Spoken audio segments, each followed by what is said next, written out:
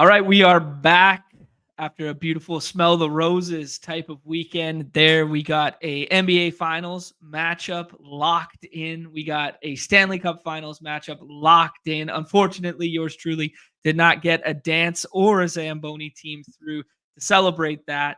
But we got the return of the 30K MLB slate today. We got return of SuperFLEX in the puppy variety. All the sickos on the platform already filled the Hound over the weekend there. Lots of fun stuff popping off on the platform. Nez, my friend, were you fortunate enough to get yourself a Zamboni or a dance team through the finals here? I was drafting all the Boston and Dallas teams that I could. I don't think a single one made it out of the first round, though. So, nope, I got nothing left. Not even like a dead team into the finals. Totally rinsed in the dance.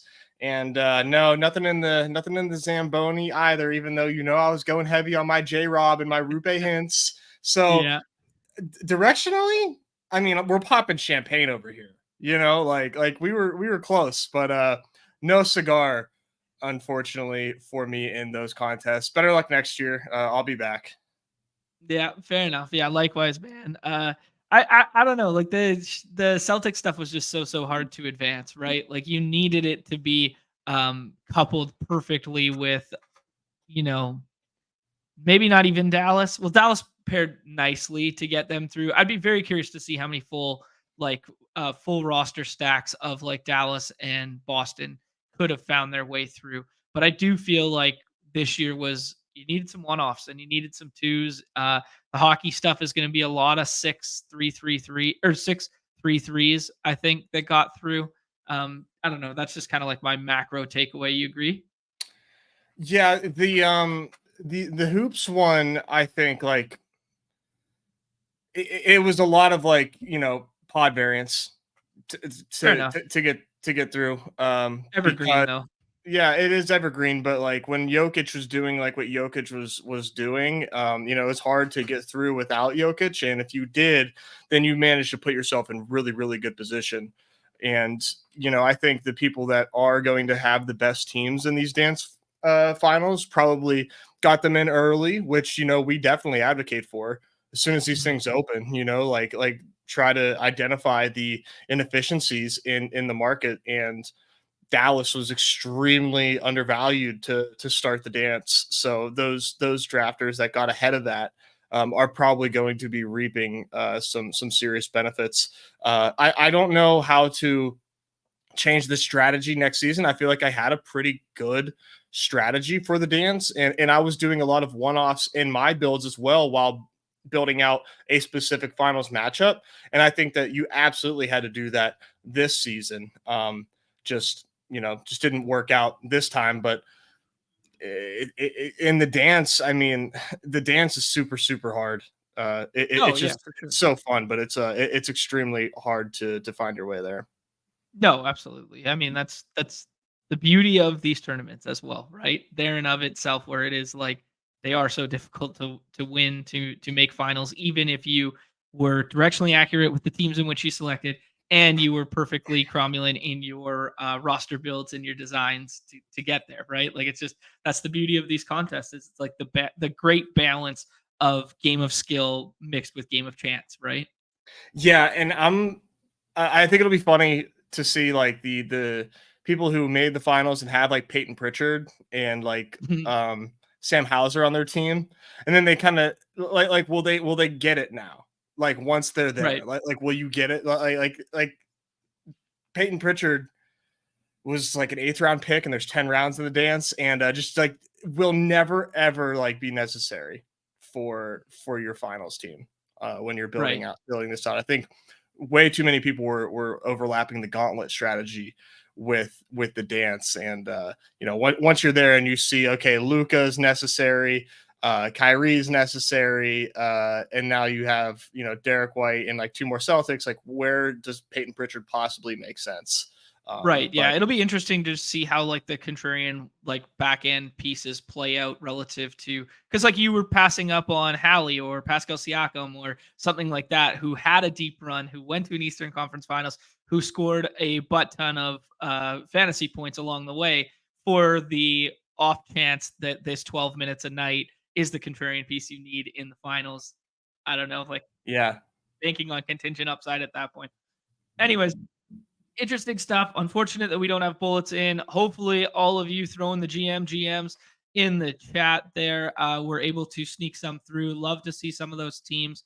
If you guys want to drop them in the Discord, tweet them out, or yeah, there you go. Nez, there's a couple fun things going on. We alluded to 30K to MLB. We've been talking about how as soon as it's going to be bittersweet when NBA and NHL dailies go away, and we've reached that point in the season. That's bittersweet, but it's going to be interesting to see how big of a MLB we can fill. And we've already filled one triple play today, which is great to see. They've got a frozen rope up now, and then we got a 5K to first 30K prize pool with like 4+ K thousand entries, or sorry, 4K plus entries for today's Monday slate. I mentioned to you that I would have been obviously there in tune with the fill math on the back end. I would have liked to have seen this slate be 8 games instead of 6 there because there's just one game starting at 7 Eastern, whereas you could have added 2 games that were starting at 6:40 Eastern there. But I don't know if the difference of that 20 minutes means a lot for the fill rate. So yeah, I don't know there, but excited for today, just in general, as like the first official MLB only for the Daily Streets spot. Yeah, it'll be very telling for future slates. Seeing because I think this one will fill. It's just a matter of when it fills and what do future slates look like. This is obviously, like you said, the first of the solo dailies as far as sports in the lobby. So very, very big day. And I'm excited for it. One of my only wins this season was when we had a 5K to first contest. So maybe this is just like the correlation that I need, like a top heavy contest. And, then I can finally cash in that variance that I've been waiting to cash in on. So the fact that it is 6 games and one of them is cores makes it really, really tough. It makes it really tough. But I'm trying to draft a lot of teams today, like the most teams that I've probably drafted since the first week of the season. And now, why is that? Is that because of the prize pool? Is that because there's not other stuff to draft?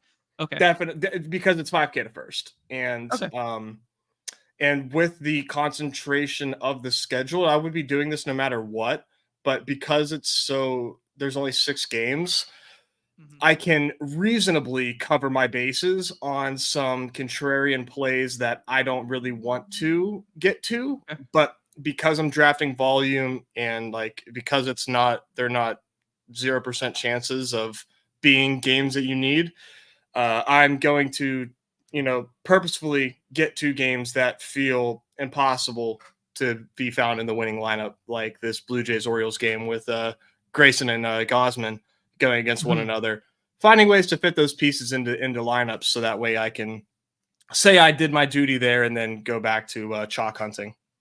Yeah, no, fair enough. Yeah, I think Coors Chalk. We'll talk through the actual specifics of the slate, but Coors Chalk is Coors Chalk for a reason. Andrew Abbott doesn't fare very well against right-handed bats, and Rockies are probably going to run out 8 right-handed hitters there. One thing I will say about Coors Chalk today is there's some pretty heavy pinch hit risk on both sides of that ball game. Maybe not for the premium stars at the front side of that, but yeah, there's that. And then we always talk about first game at Coors, just altitude adjustment always seems to underdeliver. I have no math to back that up. But yeah, the nice thing about having Coors on a 6-game slate is that, the power of the contrarian plays becomes that much more significant because people lose sight of the fact that Coors has the highest run total on the slate, 5.5 on either side or 525 on either side, pending where you look, for 10.5 total. But Coors only gets home from a game environment about 20% of the time, and isolated stacks from those games only get home 18, 16-ish% of the time. So, I mean, it does just make the power of the contrarian plays so much more because we're aping into just simply one game. Yep. Yeah, let's talk. I found this comment kind of interesting here. I'd love to hear John's thoughts here. He's just saying he's sick of the 120 max for MLB. I don't know what like is better. Like maybe he just saying something about okay, prefer smaller max entry contests. I mean, then just play the frozen rope. Frozen rope feels good for that, and triple play feels good for that. So maybe the main contest just isn't going to be your bread and butter today, because I don't see another way to do it than having like a big, large max threshold if you want the prize pools to be bigger, right? Yeah, it has to be that way. I'd be curious to know, you know, the winners of these main slates. You know, how many entries are they actually putting in? Um, Mhm. but it's not going to prohibit me from playing. And you know, it's the nature of DFS. You need to allow the whales to get us larger prize pools, and they Right. help fill a substantial amount of them. So it is what it is. It's just a trade off. And you know, maybe it's something that I should care about more. But I'm at the point in like my gameplay where like I don't care if people have more entries than me. I'm going to play as much as I can, and Mhm. you know, it is what it is. I Okay. don't Yeah. know. Yeah. Like obviously it's a Oh yeah. disadvantage, but you know, I want a shot at the larger prize pool. So let's let if people have the ability to max enter, let them max enter and help us get bigger prizes. That's what matters Mhm. to me. Yeah, and I mean, I'll be the first to remind people that I've won multiple slates this year with under 5 entries. Like, that's just you just have to do your contrarian stuff in, like you just have to scroll the fuck down. That's literally the answer. If you're only gonna play, like, 5 to 10 bullets in this contest, like, you probably just need, like, a one-off near the top, and you need to go in the direction of builds that the auto drafters or the 120 maxers aren't going to build, right? Like, Mhm. you if you're gonna build like a 5-man onslaught with the ace of the slate, like Tyreek Skubal today, like yeah, you're just gonna be duped. Like if you do it at Coors, if you do it with almost any team on a 6-game slate. But if you do some like 1-1-3 with SP6 and a bunch of bats that are higher than 35 ADP, well, that's how you give yourself a path, right? So I think it just changes your strategy. And it's yeah, probably not um yeah, yeah, I don't know. Yeah, anyone can win with 5 entries. Damn right. It's true, man. Like, anyone can win with 5 entries in baseball. That's the beauty of it. I appreciate Spike giving some love for those W's on the weekend there Yeah, from your congrats, man. boy. Oh, yeah, the old blind squirrel. Actually, I probably wouldn't have tweeted that win out had I not tweeted out the picture of the suit prior Yeah, that was so because good. it was just a good overlapping, like, bit, but I was not proud of the GM being like the lineup that got home, especially on a slate in which Gavin Sheets finally homered, and I had like 4 or 5 Gavin Sheets teams going. For shame, John. For shame. Yeah, yeah. All right. Actually, you know what, Nez? Before we fully pivot into baseball, I just want to like we were talking prize structures, we were talking max entry, we were talking about that sort of stuff, and it just got me to thinking about. There's been a lot of discourse within our little bubble about the sprint and just how some people were scared of the 150 max out of like a 22K entry contest at a $50 price point. I think there's a thirst on the site, and I just like want to say like the feedback's being like heard, like etc. Right? Like it doesn't matter for the feedback to be heard by us, but I know it's being heard by Underdog and by the community and stuff like that. I love the new structure. I love the game. We're gonna do our best to fill some of those on stream and stuff like that. But I do see it from both vantage points where there is some love and there's clearly some desire from the player pool that they want new innovative structures on on on the platform. They gave us that. And I do know that there is people that want mid-tier price point for smaller field contests, which is what we got. Now, I don't think necessarily those things had to overlap, and I think that's what's giving people pause right now. What do you think? Mhm. Yeah, $50 is just a lot for people, and I don't know, if part of the reason why there's less than 300 entries at the moment is because people care that it's 50 times 150 max, and the people that want to max enter a contest, and let's say they give their budget of, like, 3750 as in, the BBM max dollar point. I Mhm. don't know if that's like what's preventing the entries right now. I think what it is it's just like a negative feedback loop in terms of the liquidity, where you try to Okay. enter a fast lobby, you wait more than 5 minutes, and you back out. And so it just never gets to a point of where the fast lobbies are actually filling. And I mean, it's just a liquidity problem right now. Now, why does the liquidity problem exist? Well, $50 is just a lot of money for people to be spending on a best ball team in June. Right. But this And format is so dope. And maybe Underdog had that in mind while putting this structure up. You know what I mean? Because they dropped the Hound after the Hound fills like instantly. It's already gone over the course of the weekend. The Sprint has been up at the $35 price point for, I guess, a week. We joked about it on Tuesday of last week if it would still be up for. So it's just a week. It's 6K entries of single entry. So you know that the player pool is there just in general. And now that one's going to be filled by the end of today. I mean, like I think there's under The 10 ground Greyhound? drafts. Yeah. Yeah, it's filled. Okay, there you go. So I think that's under that. Yeah, there was under 10 drafts left when we started the show, kind of thing. So I do think like you can see that the thirst is there, but maybe Underdog has a plan that they want the sprint based on this price point, based on this structure, to be open for like as long a window as, maybe not as long as BBM, but like longer than these time box contests. And maybe that was built into the structure. Yeah, that's definitely. I don't think they expected or wanted the Mhm. sprint or these other contests to like fill before July. I definitely Right, think they exactly. wanted Yeah. a slow burn Mhm. on that. I'm gonna be prioritizing this big sprint just because it is 100K to first, as there will be future, inevitably future tournaments coming out with smaller entry fees.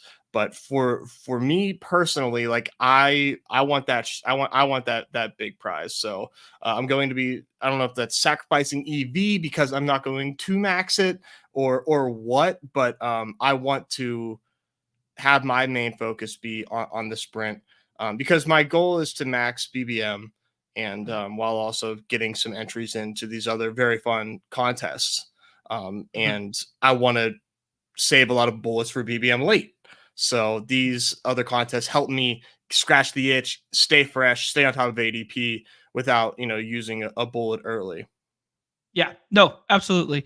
Some interesting stuff in the chat here. I'm finding out that the dance has been paid out and it is advancing, and the final is out. So shout out to Underdog for getting that one done there. And then Numi's giving us a little more context, just kind of like the conversation we were just having. Is maybe their intentions wasn't for the sprint to fill fast, even despite it being named the sprint, because he's saying, hey, there'll be smaller sprints in the future. So if you Mhm. want to have that option for price point, it's coming. So yeah, great context from the chat and stuff like that. I just found it an interesting conversation.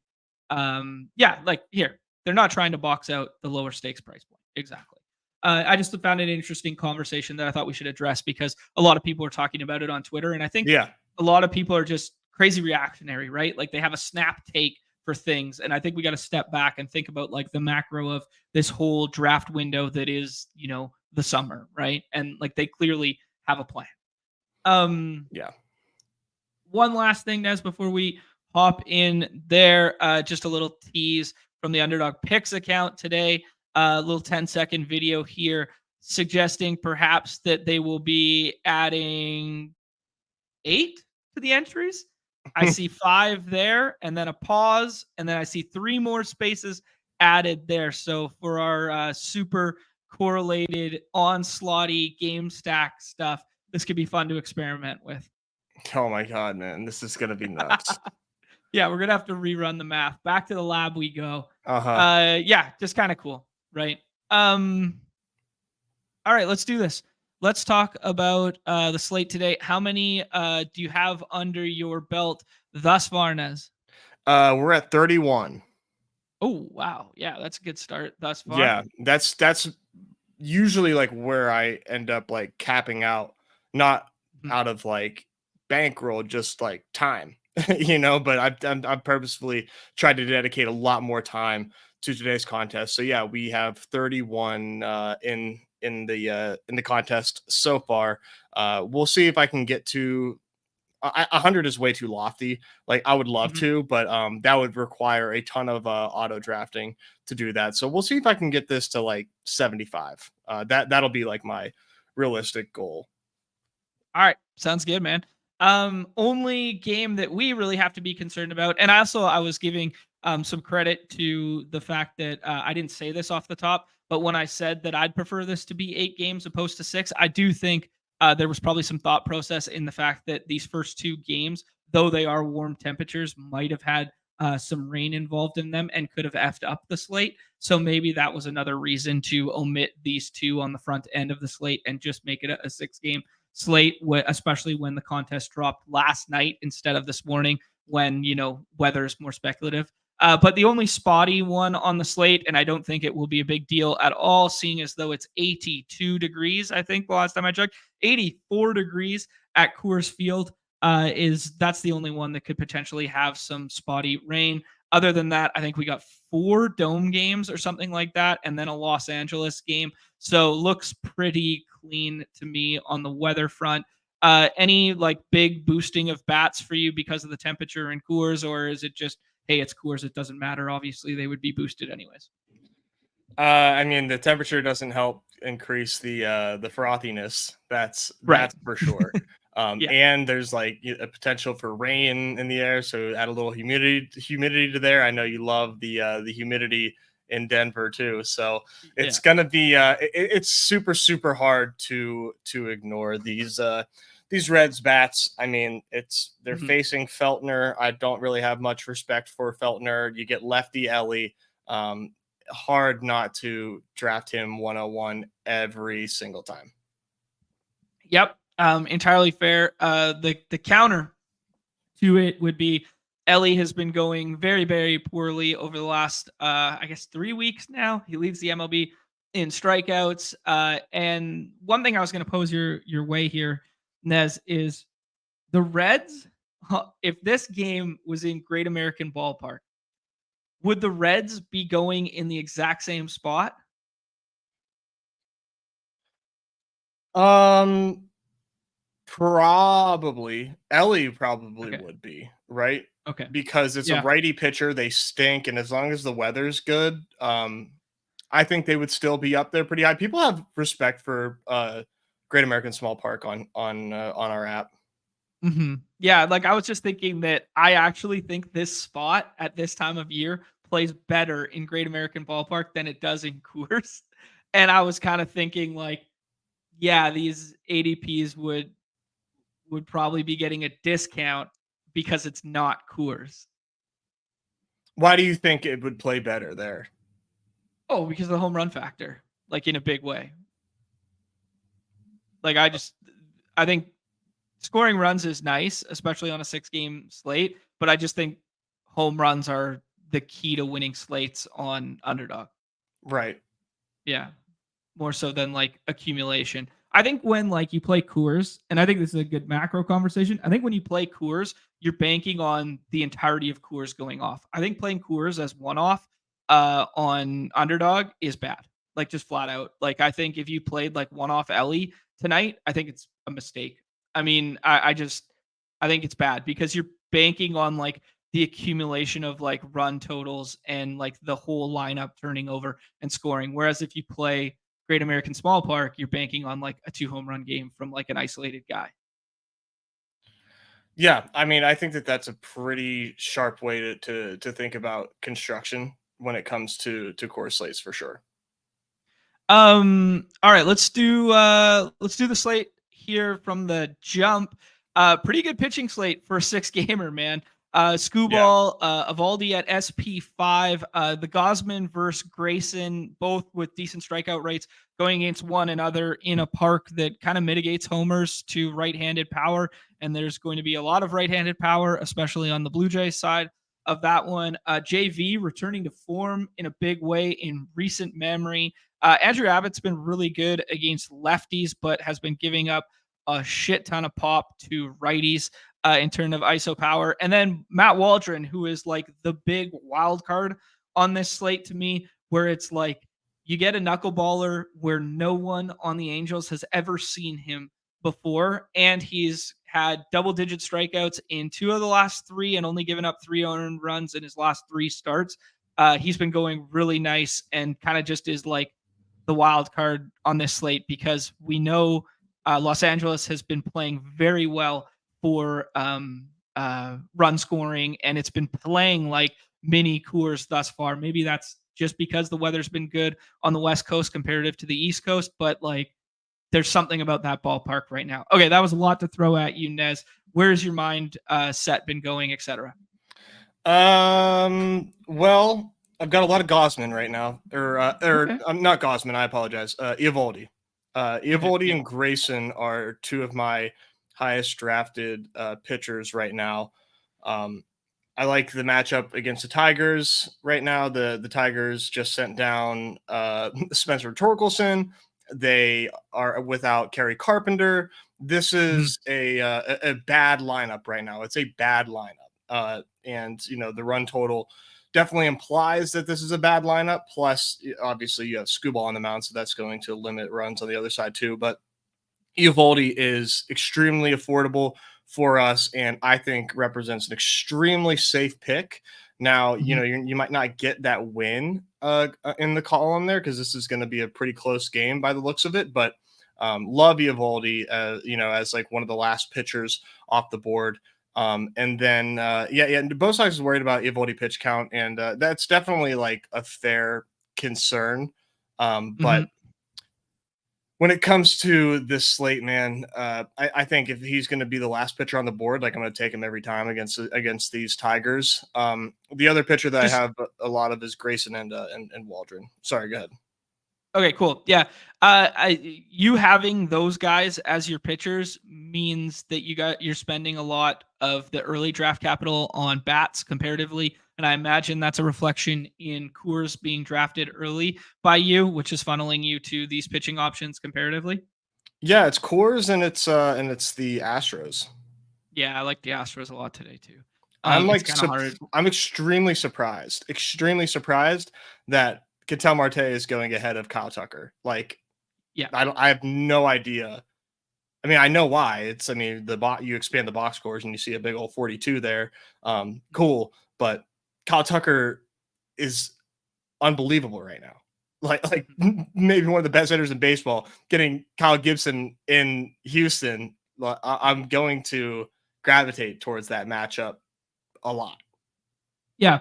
I respect that for sure. I am in lockstep with you there that I am taking the Houston bats over that of the Arizona ones, but Arizona does feel like a decent spot today, but also Ketel, better hitter from the right side than the left side, and he's going to be hitting from the left side today comparative to when he homered twice. Evaldi pitch count, the reason No Bo Sox is bringing this up is the fact that this is only his second start back from the IL, and his first start back, he only went 3 innings and got hit pretty hard. So that's where the concern stems from. Actually, you know what? I think he only gave up 3 earned runs in his first start back, but he only went 3 innings. It was something like that. It was 2 or 3 in his first one back, but that was his first start since the beginning of May. So he's had one pitching appearance since May, like 2nd or 3rd. So yeah, he's pitched 3 innings in a month outside of the rehab starts. Yeah, he's 14 hitters on the 28th there, so not a huge. Yeah. Not a big sample there.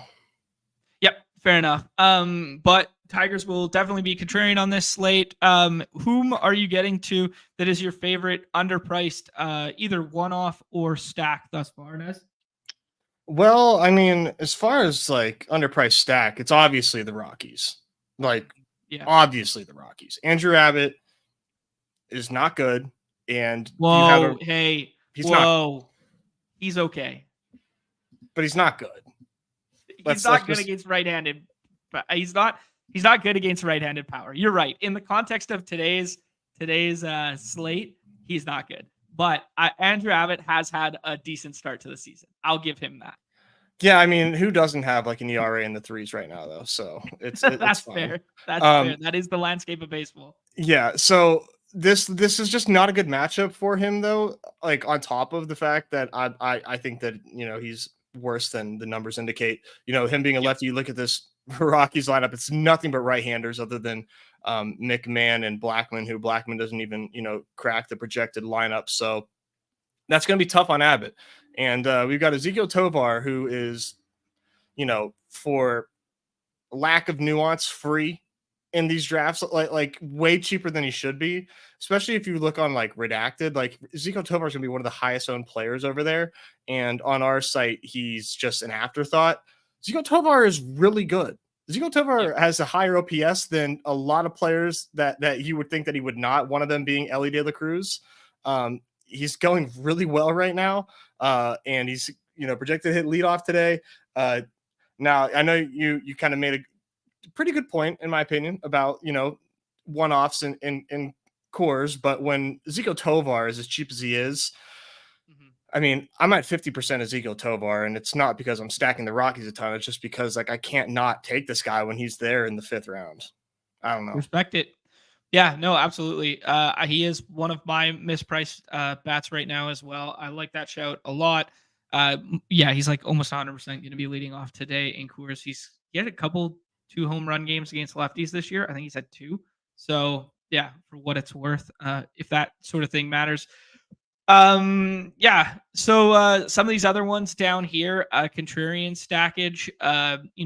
Fernando Tatis goes like every single time, but if you want to get contrarian Padres, like do it without Tatis. I think this is some of like the game theory stuff we have to be thinking through on a short slate like this, especially when there's like 4,000 ish entries. Is like everyone's going to be funneled to particular builds, right? Diamondbacks, it's going to be hard to get that like GM stack over and over again if you want to attack Spencer Howard. So like, let's think about doing it in a contrarian fashion. Same with, if you want to go to the Coors game, it's going to be hard. It's easy to do it with the Rockies right now, but it's going to be hard to get like a full Reds onslaught with a pitcher in which you feel good about there. Nobody's drafting Cards, probably for a good reason, but there's instant leverage there. Baltimore Gunner goes every single time. You want to get like some contrarian spot, do O's without Gunner, or do like a 2-man from the O's without Gunner, something like that. Just thinking of ways to get contrarian in general. Yeah. What else comes to mind for you, Nez? For me, I do really like these Padres today. The Padres right-handers, I think, are very, very intriguing. Specifically, Profar hitting from the right side today, Machado. But I like getting even crazier with Solano, Kim, and especially Campusano. These Angels right now, like let's take it to the next dimension here, John. Let's get real BadgeBrosy up in this bitch. Okay. I like it. Vibes are so off in LA. It's crazy how bad the vibes are off. They have just been getting embarrassed lately. And this is a team. I mean, these bats are finally kind of like cooling off. Like I love Rengifo and I love Taylor Ward. But like this team is just not good right now. And I think that, as other teams start to get their stride, get their footing as the season goes along, the Angels are going in a bad way. So let's just pile on. I could see the Padres just going nuts off, my former Pirate, my boy Tyler Anderson, who does have a history of like, yeah, he's not a player that you want as like your pitcher in fantasy. Mm-hmm. He does have a nice track record of like limiting contact, but I'm not so sure that this is the matchup that I'm going to be betting on Tyler Anderson muting an opponent. Angels just feel like they are heading in a very, very strong downward trajectory for my money. So these right-handers for the Padres, very unique, and I think offer a lot of upside because, like you mentioned, little bit of a launching pad in Anaheim there for whatever reason. So this is exciting. Now Tatis is not cheap. So he's that people are definitely want Tatis, but these other pieces are widely available. Yeah, respect that a lot. Yeah, I like the launching pad shout. I like the shout that Angels have been scuffling. They scored 4 runs against the Mariners on Friday night and then proceeded to score 1 over the next 2 days. They scored 5 runs in the last couple games there, but those were in Seattle, not in Anaheim there or LA. It's Anaheim. You know, Tyler Anderson could shock sometimes though, like decent strikeout rate at times as a lefty, but he's kind of become more of that lefty thumber type as he's aged, like he used to have a little more gas in that tank. But he did have a decent start out against the Yankees last turn round, and that was at home. But yeah, I'm in lockstep with you there that I will be taking some shots on the Padres bats, especially the back end stuff. But I will have some Angels now that they are back at home in this one because knuckleballs can play really well or really poorly, and I want to embrace some of that variance. So as you mentioned, Luis Rengifo and Taylor Ward and those guys, even though they've been scuffling in recent memory, I will have some contrarian Angels paired with my Coors stuff today as just a way to get different. Giants, a team with a 4th 2-3 implied. Ryan Nelson for me right now is kind of like the professional pitcher of the slate in quotations, where I'm not taking him because I don't think it's necessary to get to him as a pitching option on this slate for our site, but I am kind of fading him. Like, you know what I mean? Like I'm fading Giants by respecting him. I don't know if that's smart or not. But yeah, just that last game in general there. Nez, do you have any leans, takes, etc.? Yeah, I mean, this is definitely a spot that like I'm going to be getting to as I draft more and more. Like, you look at the slate as on the whole, and we glossed over Blue Jays and Orioles because it's just 2 really strong pitching matchups. Really hard to envision that game going any other way. Tigers lineup is really hard to imagine like getting to there, but crazier things have happened. Like Rangers against Screwball's tough. We've got Verlander, who's like a pretty tough matchup for the Cardinals, who are just like whatever. And then you get to Ryan Nelson here, and these Giants, man, nobody likes to play Giants on our slate. So I think the Giants represent another pretty like nice contrarian angle for this matchup here. I think Ryan Nelson is better than his 6 ERA would indicate, but he's clearly one of the weakest pitchers on the slate, and nobody really likes to draft the Giants. So you do have a nice opportunity here, with Matt Chapman, who has been super hot, and just drafting these players who like people really just don't click. Right. I'll take some Soler, waiting for him to come back to form. Just being outside of San Francisco, I think, is beneficial for. Oh yeah, guys. Absolutely. So little Patrick Bailey in there too. Mm-hmm. Yeah, no, I could see that. I probably will be low key fading Giants, but I could see myself getting a little bit here, but I probably won't do it of the onslaught variety. I will do it as like 2-mans or one-offs, as you're alluding to. Chapman looks nice. Bailey looks all right.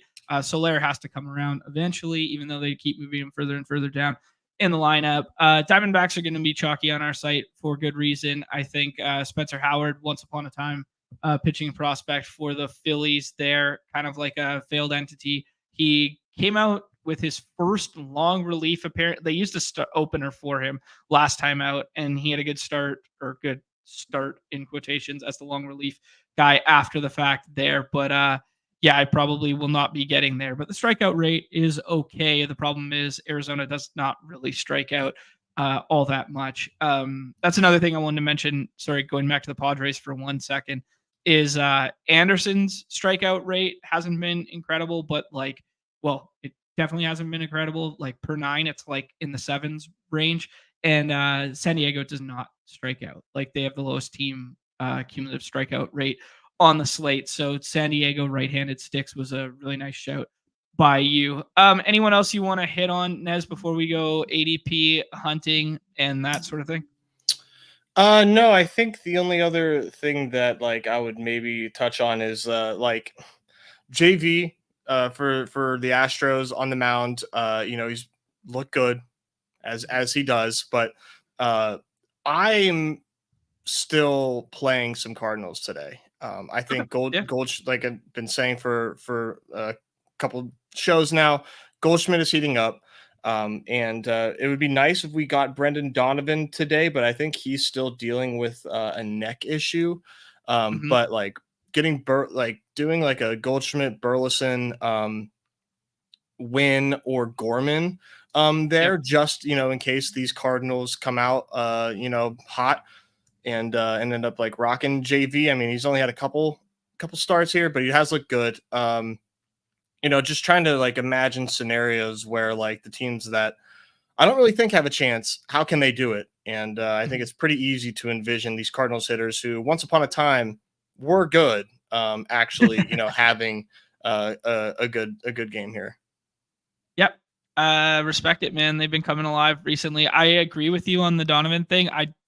I don't expect him today, and I imagine that leads to Matt Carpenter leading off. They kind of just flip like his 6 and the 1 there. They've been doing some goofy Matt Carpenter leading off stuff when they're going up against a righty and the other guys were missing. Not Newt Bar, Donovan, and who's the other guy I'm missing? Your boy Carlson? No, not Carlson. Whatever, it doesn't matter. I'm drawing a blank right now on who the other guy I was thinking of that could be left-handed and leading off. But yeah, I don't know. I just keep that one in the back of your pocket. If you're doing a 3-man, it could be a nice little contrarian spot there if he leads off. Okay, cool. As you alluded to here, Nez, I think we are in lockstep with liking some of the Houston stuff over ADPs right now. I think Jordan is probably the most mispriced player on the slate as just evergreen at this point with him. I think Jonathan India is probably the most mispriced Cincinnati piece. He's been hitting 8. Sure, he had a little stretch where he was going decent there. Yeah, here, Allen piling on Burleson leadoff. There you go. So he thinks Burleson will be the guy instead of Carpenter in the leadoff. That makes a lot of sense to me. Anyways, I think India is probably the most misplaced in the opposite direction, where I will be getting to like Candelario over him. I will get into Will Benson over him just because of the outfield eligibility and the power profile, power speed combo rather, and the handedness advantage. But yeah, anyone else you want to highlight before we hop a draft? No, I already shouted out my boy Tovar here, and if I look at my exposures just to see if there's anybody that we haven't named, I am getting to a lot of Spencer Steer. Yep. I know he's right-handed, but I do think he's going to start and does not have that platoon risk or that pinch hit risk that you alluded to. And mentioned Jerkson Profar as well. And then in my Houston stacks, because for whatever reason in my rooms people just love a one-off Alex Bregman. I don't even like Alex Bregman, guys. I don't. But if I'm stacking Houston, like I will probably try to get Alex Bregman. People keep taking him from me. I don't know why. So now I keep ending up with Jeremy Pena. Because he's hot. He's hashtag hot, Nez. People love to get to that. People love to get to the sticks that are hashtag hot. Chipsy alluding to the fact that it's already 45% filled in the MLB, so we better get in there. Run Good Rick asking if the 4-mans are minus EV. I don't think so. I definitely don't think so, especially on 6-game slates there. Tyler dropping by to say what up, and Best Ball Guy, who you went on with the other day, dropping by to say what up there. Yes, we will hit on these SuperFLEX ADPs as soon as we rip MLB draft right here. All right. Let's get scrolling in this one, Nez. Ooh, snap filled. How are we? If we get the 101, how are we going to ever say no to? Okay, here we go. I can't say no to Ellie if we get the 101. Oh, here's a little who's who of draft. We got the Falco in here. We got Bound in here. We got Allen in here, and we got Chipsy. Holy smokes! Let's go. Skrilla Scrap. That is a sick name. You know these contests are going to fill whenever Chipsy's making MLB appearances. That's how you know. But no, man, that's great. I was, kind of like hypothesizing, like if we, because you can't really do these, these are what are considered like the big prize pools for MLB, and it's hard to do these prize pools on days where there's daytime diamonds or day slates, because it, just Mm-hmm. detracts from the entries that could be funneled into the main slate. Towards But main. Yeah. when we do have evening only slates, and let's say that 30Ks are filling with ease, we what will the prize pool look like? And I think the next step would probably be a 35K increase, Uh-huh. or a 5K increase, to 35K, and probably keeping first to 5K. I think that like that first prize, that carrot at first is a really good way to increase fill rates. And I think this is a very much of a long shot, but if MLB dailies take off and we get to the point where, hey, we can play around with a 40 on an evening only slate, I still think 5K would probably be the move there for first place. Do you agree? Yeah, I think so. I mean, I haven't sat down and like charted it all out and whatnot, but I do tend to agree with you there. Yeah, just like a little flatter iteration of this, but still keeping the 5K up top feels good, opposed to increasing to like 6 or 7. Should we take the cover boy Ellie Got to here, be Ellie. Nez? All right. TJ Friedel goes first there. Scooball goes after, setting up most likely some kind of contrarian onslaughty thing. We'll take Ellie here and see what the room gives us. Yeah, I mean, so you can onslaught Cincy like really, really easy. Yep. People don't.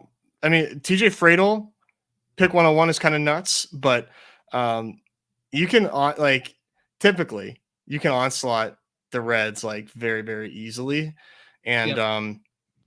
you probably only need to do let's just say, because it does seem to be easy, the Reds are easy to onslaught, and you can draft 70 times. Like, how many times are you going to onslaught the Reds? Maybe like once, twice, but it's easy, so it's like, do you keep doing it? My answer to that would be 15. You would do it 15 times? Yes. Yeah. I would do it 15 times with like 5 different pitchers with different combinations of Reds. I would do scroll the F down Reds. I would Because do you kind of can, doing, man. Like, I know Ellie is like priced up, but like these Reds are not being super inflated. Now it's Jover, because there goes Jake Fraley, but you well, can I do think we take Steer. yeah, I think we do Steer, and then we do a pitcher, and then we do some kind of contrarian 3-man to go with this. Okay. What do you like in a vacuum pitching wise today? Like, price aside.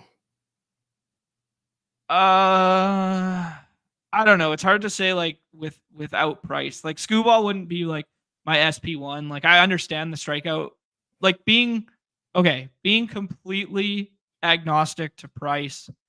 I guess Scooball would be my SP1, but I will not have very much Scooball going up against Texas. Like just I know the strikeout rate is elite, but Gosman's is better.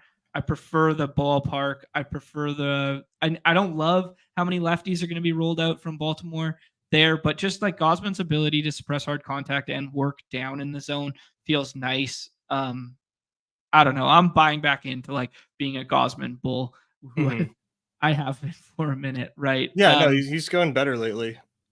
I think Gosman and JV price adjusted would be like my 2 favorite picks. Okay. I will probably have very little Waldron. I will probably be prioritizing like this middle tier of pitching so that it funnels me to less Evaldi and Waldron. So I would take Gosman here like a lot. Yeah, let's do it. I'm really, I mean, like, to no surprise, I love Grayson, and I'm in on him today too. A lot of it is due to the fact that he's facing a righty heavy lineup in the Blue Jays, and I think he has a chance to really feast. It's really hard to go wrong in pitching today. I don't know how many of these guys are going to separate, but they're all going to give you at least his top 4. Really likely to give you some really strong outings. Even Waldron, right? I mean, against that Angels team that is talking about, just has not been good. I mean, pitching is just so strong on this slate that makes you want to consider some double bubble. And I think the easiest way to double bubble today is the SP1 is Tariq Skubal going against a lineup that has the most like name brand power. as far as like household names of Seager, Simeon, Adolis. You can get those guys at will, understandably, but it's a nice way to double bubble. Do you want to go that route, Nez, or do you want to go the Colorado route, or do you want to go super contrarian with a spot that I like? Do a spot you like. Let's get contrarian. Let's do it. Here's my take. I know Waldron's been good in recent memory. I know he's only given up 3 earned runs in his last 3 games. The ballpark has been playing so well for power. The team's coming home. I just see knuckleballers like they're so high variance, right? Yeah. It can go, the pendulum can swing both ways with knuckleballers, and I want to be, if no one's getting to this team, I want to be the guy who's getting to this team, because I want that contrarian path to first, especially when it's paired with a super chalky Ellie plus Steer combo. Yeah, you immediately make the team itself unique. Like, you have a chalk combo, but like we're not playing two batters in lineups. There's 5, so it definitely adds that the necessary element that you need to this. And Waldron's been good. That's a fact. But like, is Waldron gonna be this good for the rest of the season? Like, no, absolutely not. So like, why not try to get ahead of that? With some the Angels on the whole look bad, but we know Ward and we know Rengifo are good bats, and you can extend that down to a Hoppy too, if that's where you wanted to take this as a third piece on this team. So that's definitely a team that I will have some pieces of today. I mean, I want to have just like at least one stack of every team, but obviously gonna have less of some than others. But this is a good way to get unique here. Do you want to add a one-off to the 2-2 of like Tovar, like that you said you liked, or do you Tovar want in the 6th round is so ridiculous? Yeah, just do it. Okay, you like that more than trying to add on a contrarian LA or Cincy piece, because it'll be contrarian enough as is with the 2-man LA? Yeah, I think so. Okay. Tovar is underrated, man. Like, he's been having a great season. Now he faces Andrew Abbott at home. This is where it's at, man. A little bit of stolen base. You got 4 stolen bases there too. Let's go. I like it. Tipsy adding Andrew Abbott to that, the aforementioned there, like, I know that's a great way to get leverage off of this slate, because not enough people will end up going to it or doing it. And the highest team strikeout rate on the slate is Colorado. And though Abbott hasn't fared great against righties, he still has swing and miss strikeout stuff. IMO, he has had 9.89 K per 9 this season. That is good for 3rd highest on the slate, behind only Skubal and Gosman. So he's at a higher strikeout rate than Grayson thus far. So where Coors is scary, Coors is also leverage if you go the pitching variation. And you're going to have to get uncomfortable and make some uncomfortable lineups in a contest that is, 4,800 entries and only 6 games with Coors on it. Like, you're going to have to get goofy with it. Yeah, no doubt. That's not something that I'm going to be doing a lot as far as the Abbott pick, but we've seen opposing pitchers at Coors crack winning lineups in the past. So, especially first game of a series with the travel and starting off, and a little bit of misty rain, perhaps. Nez, let's jump into the SuperFLEX puppy right now. Our guy, Best Ball Guy, jumped in the chat there to tell us that the ADPs are broken, and the quarterbacks are pushed too far down. We got 10 spots. Pay up your $5 and come hop in this draft with us, and we will talk through it on the fly here. So very typical. What happens with the SuperFLEX contest is exactly what you're seeing. The elite quarterbacks jump the gun to the front of the board there, and then you play chicken with how far you can push the second tier of quarterback, because in my opinion, you just fall so far behind the 8 ball if you start taking the second tier of quarterback, but you start taking them at the back end of the draft boards there. That being said, I will hear you out on kind of any strategy, man. No, getting left behind in at QB in a SuperFLEX league is I'm gonna go on a limb and say is bad. So, Ooh, okay. I think it's fine. Like I genuinely think it's fine. Let's just say at this stage of the tournament as well, like you are going to be able to get, these are the best prices you will get on QBs throughout the entirety of this tournament, however long it is open. As soon as ADP adjusts, it's that window is closed, and then the QB inflation is truly here. The inflation's already bad enough, but you can't really by the fourth round, like if you don't have two QBs, man, like you could very well, just be like needing to push the plane. It's interesting. Yeah, you and I have very, very different takes on this. It's Go Cards with a very interesting boots on the ground. He's clearly done a couple drafts already. He said the first draft you needed your quarterbacks by round 10. Last draft you needed them by round 8. So, speaking to having to push them up considerably there. Reminder to everyone that it is a 20 rounds draft instead of 18, which we're accustomed to with BBM and stuff like that. Yeah. Crank it purple off the start here. Jalen Hurts goes 1-0-1. Josh Allen, Patrick Mahomes, Lamar Jackson. This is a full-fledged avalanche at the quarterback position thus far. Yeah, it's not going to stop. Yep. Anthony Richardson gets push up there. That's pretty different than ADP is suggesting right now, but can't fault it. CeeDee Lamb going ahead of CMC. We got a fun little draft going. This is the third time. I mean, the two other times were in BBMs, but third time today I've seen Lamb go over CMC, and I've also recently been converted into, at this point in time, CeeDee Lamb over CMC as well for BBM. Ooh, spicy! Why? Yeah. Why is that? It kind of has to do with Bijan Robinson and Breece Hall, and maybe that's a wrong way of thinking about it, but I think those guys have just as strong of cases of being RB1 this season. So I've been like pushing them up ahead of Amon-Ra. And then, so I'm like, okay, I'll get those elite wide receivers and then make my RB1 bets when I get them at Breece or Bijan. We got that decision right now. Justin Jefferson we put him on the cover. We got to take both the cover boys, do we not? All right. Let's do it. Yeah, we got to take both the cover let's boys. let's give you I'll hear you out here. Let's see what you cook up. I want to see your first what this team looks like after the first 5 or 6 rounds here. All right. Justin Jefferson signed the $140 million 4-year deal today, making him the highest skill position player non-quarterback. Kind of rightfully so, no? Yeah, very much so. I don't know if you saw, he did like a video, just like a thank you video, cool. to kind of like, announce the signing or whatever. It was really cool, man.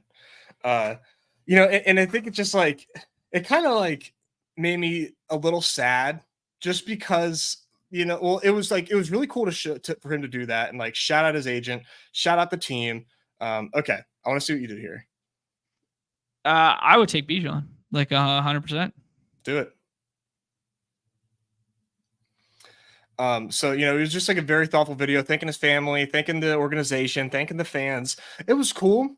And like, part of why I was like, man, this like kind of makes me sad, because like, obviously, like, it's awesome. He gets like this $100 million contract, but like, it's so hard for NFL players to get this kind of money. And like, these NBA stars, these MLB stars, they get this shit in like 2 years, like, and then the best player at his position, arguably, Justin Jefferson, like, for me, it's just like, man, it's so hard for these guys to get the money that, in my opinion, they deserve because of just the life cycle of an NFL player. In this environment is just crazy. Like, these guys are truly not paid enough, but it is what it is. So I just thought it was cool that he put out that video, because like, I'm not saying that other athletes that get paid are like assholes or whatever because they don't do this, but like in my opinion, it really showed like how grateful he was to get that money because of how difficult it is for NFL players to get paid. So it was cool. You don't really see that sort of transparency with Justin Jefferson, really. So it was really cool. Highly recommend you guys check that out. Cool. Yeah, no, I haven't seen that. So that's a good little yeah, good little nugget there, dude. I do agree with you though, man. Like it's so hard to get paid in the NFL unless you are like, the kind of outlier upon outlier you have to be to just make the NFL, let alone stay in the NFL, let alone get paid to stay in the NFL. It's like, fractions of zeros upon zeros upon zeros, right? Mm-hmm. Yeah. All right, let's see here. Not as crazy as I thought. This is good. This is good. Purple boys aren't coming for us, man. The problem is they see, the red badge, they see Rotorun, like, like zigging while others zag, and they think that they can do it too, man. But you really need to, what would happen if you double tap QB there? Like you'd be seeing like Garrett Wilson go in the third round, but you're letting people open their minds, for better or worse. I just think if you're going to go the double quarterback route, it plays so much better from the front end of the draft board than it does the back end of the draft board that you may as well just try and make the back end of the draft board work in your favor. By just like just like beating people at the skill position. Yeah, because I don't want a 2v2 like Jalen Hurts versus a team that gets like a sliding Burrow or something like that. But like, no, it doesn't end up happening in this room, but like it's going to happen in some rooms. But like, I'd way rather just have outs like this and then make a 4 quarterback build with like a couple dust. Yeah, no, I think the good comparison. I mean, like the good comparison will just be like us versus the 11 hole there, and just seeing the difference. And like, we'll see like who would you rather take. Whose team would you rather have at the end of it? And definitely you right now, especially considering the way QBs are falling at the moment. SuperFLEX is just it's fun, and I love that like people enjoy it, and because anytime that there's variety on here, I think is like really good for the site. It's just a mental exercise that like I don't have the capacity for to do at volume, but I did too this morning just to get them. You've already been in these streets. I haven't been in the streets, so yeah. I'm starting to think about it. I mean, I don't know. Let's see. Or if you're gonna do what you're doing, like these lobbies are these first day lobbies are definitely the time to do it. Like you can definitely push your luck today more than you could ever do it after ADP's change. That's for certain. I fully agree with you there. Like if there was ever a time to do it, it's now. Okay, we could do something funky. Like we could do like Laporta and Goff. We could do Adams and gives us a back stack anyways, just because he's the best player available. Or we could do Kyron. What do you like? I like Kyron because you only start 2 wide receivers here. Okay. Good so, running backs are much more valuable in here than in a regular best ball, just because you start as many. It becomes like the infield outfield thing, where like like in baseball, you can infielders score, hit better, but you start equal parts. So just plan on flexing an infielder, but in regular best ball, you got to start 3 wide receivers, potentially 4 wide receivers. So that definitely warrants their draft capital. Here, though, people kind of get lost in the fact that, you only start 2 wide receivers. So you can push that envelope. Good shout. Okay. I like that a lot. I think that's a really good nugget to remind everyone. The other one that I want to remind everyone of is like, you don't have to start a quarterback in the SuperFLEX, but you're probably losing on a week-to-week mean outcome projection if you are not starting a quarterback in the SuperFLEX position. Oh, absolutely. That being said, yeah. All right, let's push the envelope and see what happens. Let's do one more. Yeah, let's go. Let's see how far we can go. All right. I like it. Bijan, Kyron, Justin Jefferson, and Devonta Adams stack. We got 3 quarterbacks that line. We got 4 quarterbacks that line up with all 4 of these for stacking purposes. If and when they come back, we could see how far we can push this. We've got 13 QBs off the board right now. 7, 9. Yeah. Yeah, 5, 6, 7, 8, 9, 10, 11, 12, 13. Yeah. I Get don't know ready to why I win. was thinking. Oh, go ahead. No, go ahead. Get your joke off. No, I was just gonna say get ready to learn third round Justin Herbert again. That's all I was gonna say. We're back. We're so back. Yeah. I don't know. I was just thinking. Trying to it's been a while since you kind of made a poker analogy here. Do you think that like Ooh. Superflex is this where you kind of get a little bit of a poker analogy as far as like pushing QB and when you can like really pushing the envelope on that and waiting for it, or is that a stretch? I think the analogy I would make for Superflex is it's kind of like mixed games where everyone thinks they know what they're doing, but no one fucking does because we don't have enough data and it hasn't played out a long enough sample for us to know what's actually optimal. So everybody just overcorrects thinking they're all right, and we don't actually know if that's entirely true.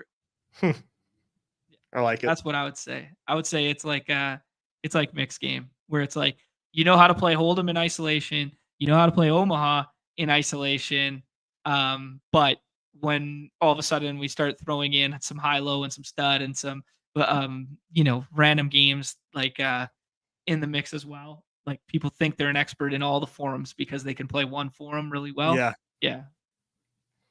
John asking if I watched. Yeah, I did watch a good amount of the $1 million games. I watched a lot of the clips and the highlights, and then I watched a little bit of my buddy Joey Ingram's pod yesterday. Talking to Alan Keating, who was stuck $1 million on, I guess it was Saturday night, and then came back to win like 1.5, 1.8 in the session. Pretty cool. Wow. Awful call by the guy who paid him off with the 8-7. But Keating has a reputation, man. He has a reputation to be capable of having Queen 10, but that 8-7 suited is absolute bottom of calling range and is just very, very bad. But yeah. I couldn't. I can't get myself too deep in the poker weeds. Don't. The game's passed you by. It's fine. It's for the younger generations. Just ape into best ball. It'd be like trying to be the best cash game DFS player right now if you've never played DFS before. It's like why? Just don't. Just play Underdog instead, right? Yeah. But why does the overlap to me is just like wild. Like, I felt, it just feels like I'm like, not like missing out, but it's like, like there's just like an edge or something that I'm missing being like one of the only, it's just like, I'm like, there's times where I feel like I'm the only person in this space that has like no poker background other than like playing on Poker Stars as a 12-year-old, like that's right. it. Yeah. Yeah, no, that's entirely fair. I mean, it does attract like the same people, right? Like, yeah, I totally get that. The way crypto does too, right? Right. Yeah. Yeah, it's crazy though because people ask me like, like what define your personality type, define your like whatever, and like, Nikki makes fun of me that like I'm a nit, like she's like I'm kind of. She actually says you're a nit. Oh yeah, she's or like it's or in her way she calls you a nit.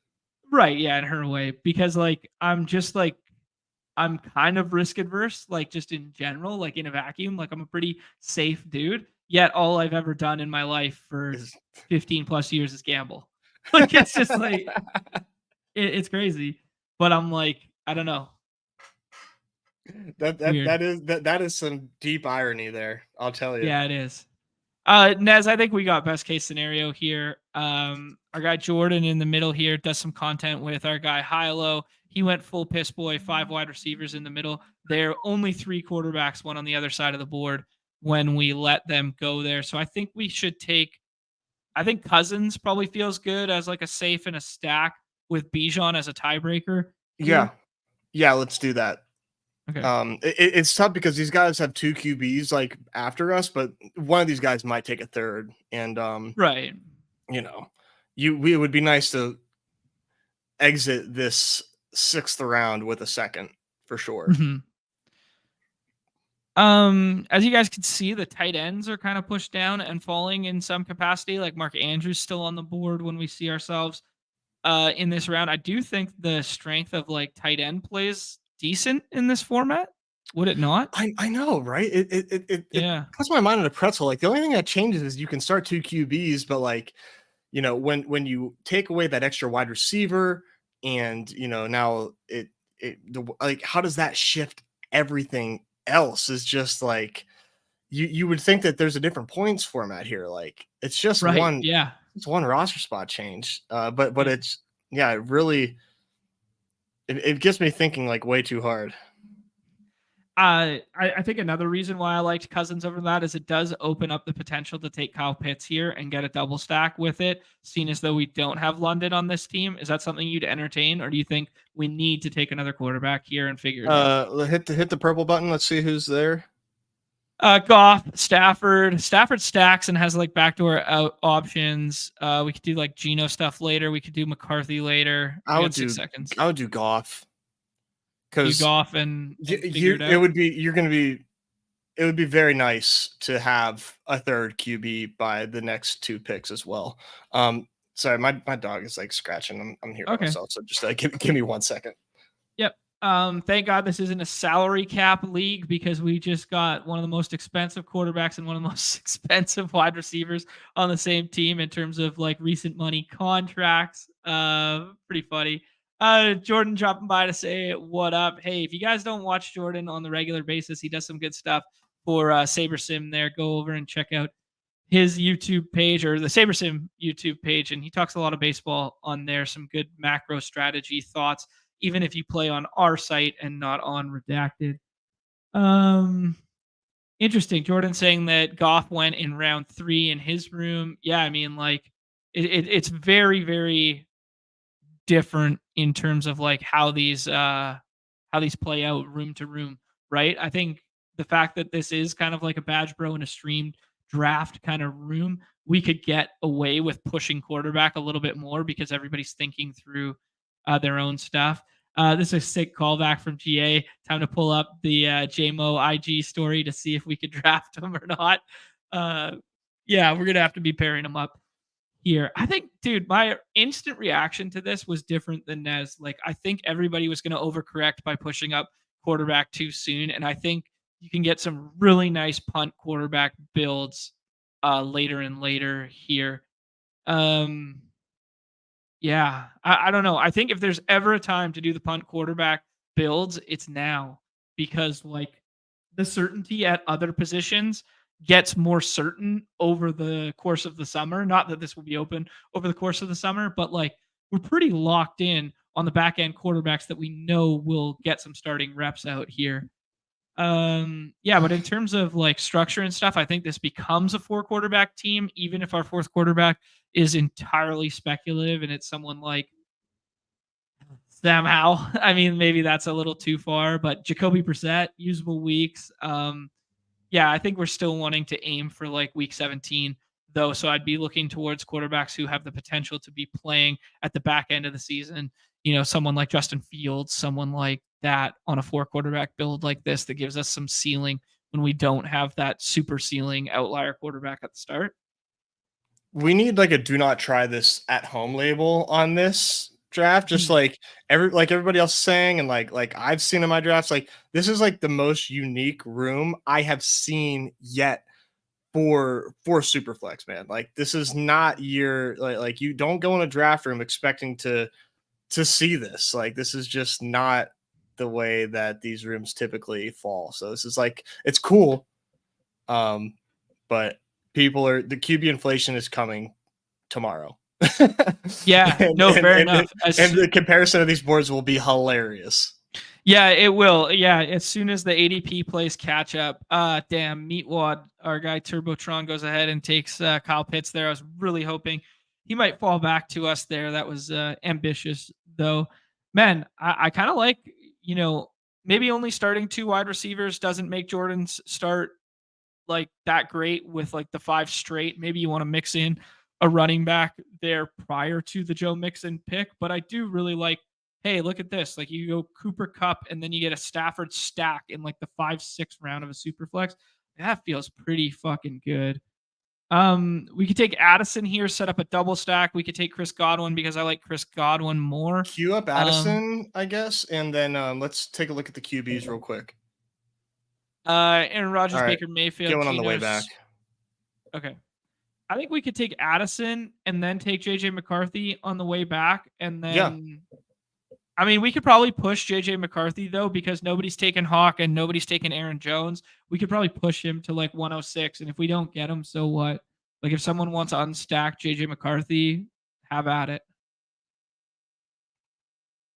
I mean, You're so risk adverse in these rooms, dude. It's so funny. You're so scared to get caught with your pants down at quarterback. Dude, Jordan is going to end up. Jordan might double tap QB, like so he's going to go for sure QB. Yeah. This Alex Keaton next to us doesn't have a fucking quarterback either. Like, that's fair. It's just like, I mean, I just wouldn't like block your blessing, man. See, I guess I could see it both ways. Like you have a double stack, you know? Like you have a fucking double stack. Like just and the fact that I have a double stack makes me want to dare the room to be like, yo, double birds, like try and take JJ McCarthy from me. I got both of them. What do you think? We could take Aaron Jones and triple stack it and dare the room, like triple dog dare you. I want you to do what you want, man. You're so scared. Don't take it. Don't take him. Don't take him. Don't take him. We're taking him. We're taking him. It's too late. All right. Because like you gotta understand, like the ADP is insane there, but like McCarthy's going to be a top 100 pick by tomorrow in this format. Mm-hmm. Like no ifs, ands, or buts. And you know when you think about these QB range of outcomes too, like. I don't know if drafting SuperFLEX is like an exercise that should make us change the way we think about QBs in regular best ball. But when you're in SuperFLEX and you think Jaden Daniels is a better pick than Dak Prescott, should Jaden Daniels be going ahead of Dak Prescott in best ball? If you like him better in SuperFLEX as your QB1, should he not just be going ahead of Dak Prescott in BBM? What do you think? I'm thinking. I see your point. I think it's an intelligent point. I personally think the roster construction, the shoot the moon roster construction that you would make in this format makes more sense with Daniels than just straight up having Dak over Daniels. Now, I think Dak should go over Daniels in both formats. Okay. Let me just say that. But I do see your point that if you do think he is a better shoot the moon option here, why wouldn't you just shoot the moon with him in BBM as well? That being said, I'm not saying it's 1-to-1. It's just like, you know, it makes you think whenever you like your feeder to the fire in SuperFLEX, and then you know, in best ball we're setting up stacks and everything else. So Jaden Daniels does make a lot more sense in SuperFLEX where you're like, fuck it, I just need a QB. I don't have to worry about stacks, but you know, there's definitely a case, in my opinion, for Jaden Daniels over Dak. But yeah, it's interesting because I'm trying to think of like a format that we can like properly comp it to. I guess it's kind of similar to like what people are doing in weekly winners with running backs, where the running backs push up because the weekly ceiling is higher and blah, blah, blah in weekly winners. So it makes you think like, well, why the fuck aren't we just drafting in BBM to have running backs higher? But then you also think of it through the lens of like, well, this is a sprint to just a playoff contest, or this is a sprint, no pun intended, but this is a sprint to just get to like week 17. So like, just give me the isolated highest possible ceiling for week 17. And that is Daniels over Dak. And that is, you know, wide receiver Devontae Adams over Derrick Henry, you know? Yeah. It's interesting. Yeah. No, I do hear your point though. Yeah, one thing I'd like to do. JJ would have come back. Yeah. Now that I'm seeing this room, but Jordan's going to take another QB, and Nick might take another one. So I'm you know, that's true.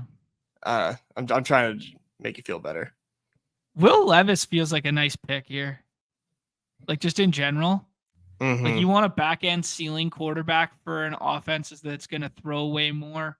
I know Hilo's had some bullish comments on that offense in general and throw rates. And there you go. Nick does the little backstack with Will Levis. Remember, John, we called dibs on saying that we liked that game. It's true. People forget that we were the first people to ever have a show that called dibs on that Week 17 game. Who do you like, Nez? You might have to scroll up, sadly. Jesus Christ. Stack it up? Yeah, I would say him or Warren of the Jalen variety. Okay. I think we'll get our pick of the running backs on the way back here. Jalen may or may not be included in that one. I think leaving this with unstacked Goff and then having to fall back on like Khalif Raymond would feel worse. Yeah. Than like getting Warren over like James Conner here. Yeah. And you know, another trend that we were on the cutting edge of too was calling out the greatness of hit him with the gritty. We did that on Off and on the Clock a couple of weeks ago, and now this dude's the talk of the freaking town. Like we've been, you know, we've known about this dude's strategy, this dude's greatness, his legend. Like, you know, now everybody's trying to talk sense into him. Like, what are we doing? I kind of like Mostert here, or I kind of like Moss, but I will hear both. I'll hear anyone. I think Mostert. Okay. I respect it. Yeah. Those are tough decisions there, with those three, but, I'll lean Mostert. Okay, cool. Yeah. Alex Keaton is really pushing this quarterback thing. Do you think he knows? I think he knows. Does he know? He's a watcher of the show. I know he's a watcher. I know he is, but like, yeah. All right. He's opening the door for the New England backstack. So he still doesn't have a QB for week 1 yet, but that's okay. Dude, could you do something like handcuffing the quarterback position and taking like a full New England onslaught and then putting Drake May and Jacoby Brissett both on the roster? His team is begging for Fields and Wilson and Brissett on here. Like maybe that's his plan.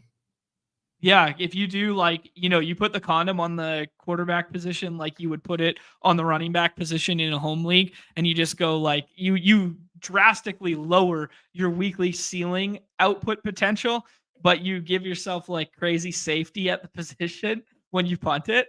Yeah, like is it worth it? Daniel Jones is a great pick there. Yeah, there's a ceiling option late. Yeah. Fields went in this draft already. Did he? Oh yeah, he did. He went to the 12 spot there. That's wild. Oh, there you go. Because that would have been great. Speaking of Fields, man, the Steelers are kind of known to kind of like not make their moves in silence, really, or at least, you know, the sourced up people seem to be well sourced, I will say. As far as the rumblings, and I mean the drumbeat is getting louder for a wide receiver trade to the Steelers, specifically these Niners, one of these Niners, and as more of these deals get done, I think that the trade talk intensities will continue to heat up as like the pressure's on for these teams to sign these wide receivers, and it's like do or die, now or never. So that'll be like that would shake up the landscape so much. Like if Ayuk goes to the Steelers, right? Yeah. Like he goes down. Yep. And then Debo probably goes where I've been taking them all along. Yeah. I like this shout in the chat right here from Meatwad, Cortland Sutton. That checks out too. I don't know. Yeah. Does Pickens go down if Ayuk goes there? I would assume so. How many spots? Think so. Like 10? I think so. Yeah, probably. So he's like what, 40 now? I don't even know who goes at like pick 50. I just know that I'm taking wide receiver there. He goes like by probably Calvin Ridley. Sorry, Brett Boy jumping in here, saying the projections just flipped to 0 in the daily. It's a random bug that sometimes just randomly occurs for like a 10-minute window. when people are drafting and the back end projections from a third party site are updating. You as a drafter, go in there and scoop that value right now. If anyone is playing the baseball streets, get in there right now and go ahead and onslaught some combinations that won't be available in 8 to 10 minutes. Yeah, at least ADP is still there, but oh, there you go. I would imagine, right? I don't think it's ADP. It's just and they're still up. I don't know which projections went to 0, but sometimes that does happen. All right, Nezzy, we got this 3-3-4-0 going. We do not have a tight end yet. Goddard, Schultz, Hawkinson makes a super stack for us. I got a little bit of a plan that I will float your way, though. Okay. Okay. What do you think about Goddard here? And then Wicks on the way back as, or Dobbs if he comes back as the bring back off the week 17 Minnesota stuff. Yeah, let's get Goddard here.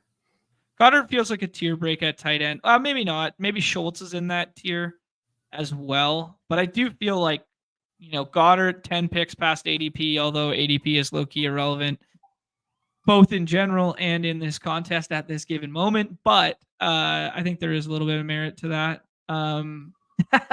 Dick claiming that the app exploded and that led to his pick there of Jermaine Burton. Was that a star? That was star method. that was the star method gone wrong. Oh man, you gotta love the star method. Just another boom headshot. You love to see it. Romeo Dobbs goes on the corner there. Not the Jordan Love drafter, but just whatever. What about Wicks here? Yeah, everybody loves a little Wicks, but I would also maybe throw my hat in the ring for Tyjae Spears, but the Wicks correlation is strong. Yeah, we got Bijan, Kyron, and Mostert. I'm good passing on Spears here. I would take Chase Brown over Spears. I like the Wicks correlation, plus I like the Coach Speak Index hype train that is surrounding Wicks right now. Did you see the most recent retweet today? No, I did not. Yeah, he retweeted one from December that was a LaFleur quote about just all the gifts associated with him, how the sky's the limit for him as a talent, blah blah blah blah blah. So who's the odd man out there? Watson's health? Question mark. Bo Melton it just becomes rotationary. Well, he's the wide receiver 5. So yeah, Wicks is the wide receiver 4. So like, so I love comes Wicks at the expense of Romeo Dobbs. So it's like, yes, but Dobbs had 8 touchdowns last year. Like, is he out of here that soon? Who knows? Yeah, I don't know. We got to thank our guy Pat here, the Fantasy Dog Pound there. Go check out his channel, doing all sorts of fun Underdog adjacent football content there. Had a pleasure meeting him at the Dog Bowl. Had a great time. Really appreciate you gifting out 5 BadgeBros memberships. Drop some thank yous in the chat if you were one of those recipients there. By the looks of it, Meatwad was one of them, aka Turbo Tron in the draft here. Yeah. Awesome. What a stuff. guy. Thank you so much. Yeah, I was supposed to go on his show tomorrow night, but I forgot I had a conflict there. So I think it'll be this weekend. I'll be on there on his show, and always a good time hanging out with him and the Pounders, man. He's a legend. Yep, pounding it out. Pound is everywhere. The pound travels strong, man. Love it. All right, here, Nez. What we got? Trying to think through some of our plans here. How we're gonna land this plane. Man, TJ Hawkinson, is it too much to overstack? I mean, we got 20 roster spots. Like, is it too insane to be like, yeah, we need Hawkinson on this roster too when you have Jefferson, Addison, and JJ? I mean, I might be the wrong person to ask, man, because I think Hawkinson in week 17 is all that matters formats, I think Hawkinson is a great play. I really do. Yeah. I get that he had surgery in January and like we might not see him until like week 8 or that's just kind of an arbitrary week, but he has to bye week 6. Certainly not going to see him any sooner than that bye week. Yeah. And people do expect the price to drop, but like, man, if we're playing a week 17 final, Right. I want TJ Hawkinson. I want the guy that shows me that he can put up 30 points in the tight end spot. There's not a lot of guys that can do that. Yeah, it's a fair point, man. It's a very fair point. From a roster construction standpoint, like that, I think that's a good TJ take. From a roster construction point, is it good to be making that concerted bet? Alex takes him there, so we don't have a decision anyways. We'll finish the conversation in 1 second there. Kendrick Miller, we got a Mooney stack option. Josh Downs, AD Mitchell. What do you like? I do like Downs, but we're gonna need some running backs here soon too. So I'd say Downs or Kendre. We also have Ty Chandler. We can maybe get. Let's do Kendre because I don't want to do the Ty Chandler bet, and I don't really care on the next receiver that we get between Downs, Mooney, Dotson, or AD Mitchell. Okay. Where's your mind go with like just roster construction wise when we spend up at the running back position here, obviously, where we have 2 in the first 3 rounds there, and we end up with 3 starting quarterbacks, starting in quotations pending JJ. But like, does your mind still want a 4th on here? With Goddard at tight end, I think it's going to be at least 3. No, what do you think? Definitely 3 tight ends here. What QBs are on the board? Minshew, AD Mitchell, Taysom Hill, Sam Darnold. You could put the condom on it because we put so much Minnesota capital into this. Not a terrible pick, to be honest. Do you think Minshew starts the whole season? I think it's definitely within the range of outcomes. I think he's a nice pick for us, given the fact that we are the Devontae Adams drafter. Did Jacoby go yet? Probably not. Oh, he did. Okay. Yeah, he's not necessary with 3 QBs. I don't know if any tight ends are there. Like, I think this is Downs for me, man. Downs or Pearsall? Or I think I prefer Downs. Let's do Downs. Yeah. Downs. I was thinking Indianapolis correlation, but we don't have any Giants for week 17. We don't. You can, there's Giants later in the draft though. If you really wanted to do that, man, I gotta say, like, one of the things that I'm really coming around to, and it's tough, just because like as I start to like think about stands that I want to take in best ball season, it's hard to think about like the fades that get caught because of that. But like, tell you what, man, it's really hard for me to stop like thinking about Anthony Richardson and like his upside this season, given what they've got around him right now. And like his price being what it is and how easy he is to just like set up in a way that like if Anthony Richardson is just a fucking dude this season, you can get him and his pieces so nicely in drafts right now. Man, I can't stop thinking about it. You want a comp for that? It feels like second year Justin Fields, where DJ Moore plus Justin Fields stacks were free before DJ Moore got there. See, I kind of think of it as like Jalen Hurts second year. Ooh, okay. Where like he had like that year when he just went stupid. Had they traded more expensive. Had they traded for AJ Brown in his second season yet, or was that his third year? I'm thinking of that year that AJ Brown was there. And I think that was his second year. Okay. Like Hayden was kind of talking about like the prices of the Colts, or specifically like Michael Pittman, and like if Michael Pittman is paying this off, like Anthony Richardson is probably like should be picked like ahead of Michael Pittman in terms of like what the value shift will be if that pick like pays off. He just seems That makes a lot of sense.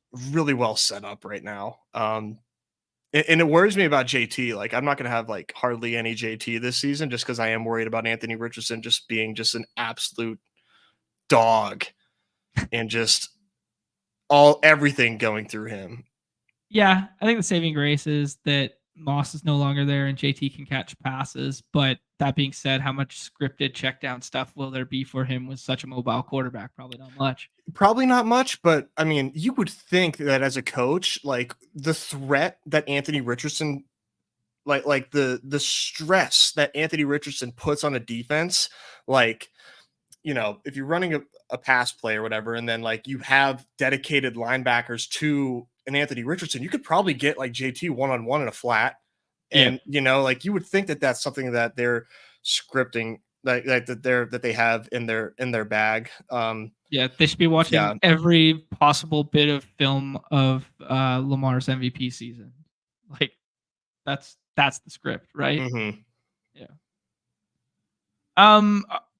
We didn't finish the TJ Hawkinson conversation, but we will in a second. Forgot about that one momentarily. Juwan Johnson has some correlation with Vegas and our Kendra Miller bet there. QJ sitting here. Mims wide receiver feels not great.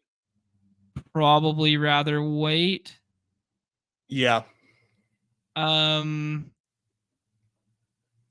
We could do like a Robinson because we made the Kyron bet already. Although they get Arizona in week 17, which would make for a Michael Wilson bet here. What do you like? I think Juwan Johnson. Okay, sounds good to me. Get some, you know, some bulk at tight end here. Yeah, we only got Dallas Goedert. He gives us some week 17 with the Vegas stuff. Potential touchdown scoring monster this season. If the last couple weeks of last year or anything sticky there, though touchdown obviously year to year is one of the least stickiest stats available. Of course. There goes Wilson. Sorry. No, we're good. We could do the same thing with Zay Jones. I'm trying to think. There are probably no backstacks for our Atlanta stuff. So Kirk Bijan is kind of where we're at. We could do a Luke McCaffrey and just take a Khalil shot Herbert. on Khalil Herbert? Yeah. Okay. Tell me this, Pen. Khalil Herbert was not bad last season. The numbers are not good. The raw numbers are not good. Khalil Herbert was still a pretty efficient runner. I still think he's a skilled runner. DeAndre Swift in front of him has never been like a workhorse. And I think that you can look back at his track record and, you know, Philly, he came close, but Detroit never was. Just not somebody that I think a team wants to give a ton of touches to, despite the contract that was given to Swift. I just think Herbert still has a role on this team that I think is going to be vastly improved from last season. In round 16, man, I think Khalil Herbert is one of the better RB picks. Definitely one of the, if not the most talented running back left on the board where he goes.